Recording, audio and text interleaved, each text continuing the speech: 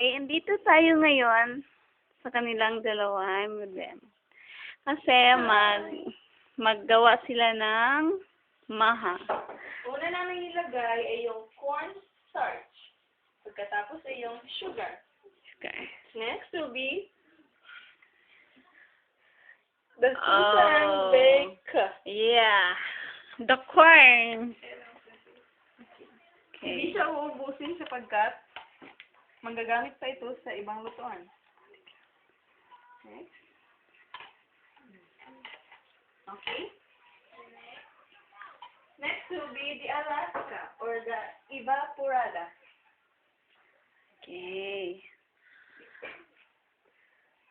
Ayun. Alaska pala siya. Alaska. Uubusin. Okay. Ihalo. Ay, ayaw lang. Wait. Oh. Hindi siya uubusin. Ayan. Okay. Yan. Tapos, lagyan ng coconut. Sige.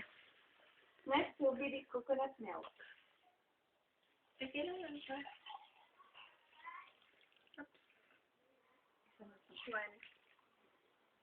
They're counting now.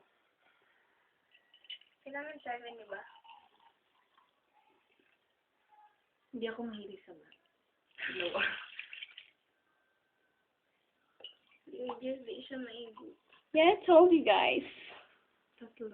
Sigurado ka bang 7? Yes. Ilan na to? 3. 4. 5. Kasali naman ang milk, di ba? Kaya 7. Oh, tama na na. Oh. Okay. Ito ang panghuling bilang. Igit. Ayun, kasya. Sobra pa man. Itagay mo lang dyan. Okay. Okay. Then, start na. We will start the pouring. What's that? Uy, kumukulo. Kahit hindi pa yun start. Ganyan sila gumagawa ng mga bagay-bagay. So, ibig sabihin, ang ating Yun. apoy-apoy. Apoy. The fire started. Fire.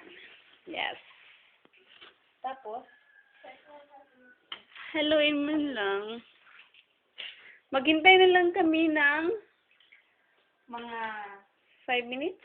yeah, 30 minutes. more than that, I guess.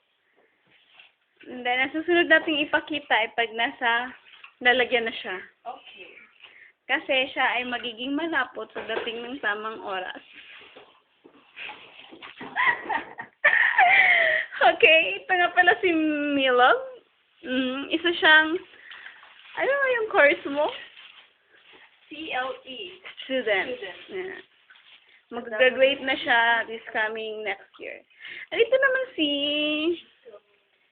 Mayan. Kami, hindi siya. Ayan, mag first year college sa, yes, accountancy sa Holy Cross. Kasi, bago lang siya nag-graduate ng high school, and then, meron siya na-receive na 9 medals. Oh, I see that? Oh my God, imagine. Okay, so, I have to go, and then, Tingnan mo, nakalutang na yung coffee. yes, this is what we call maha. Bye. Bye-bye.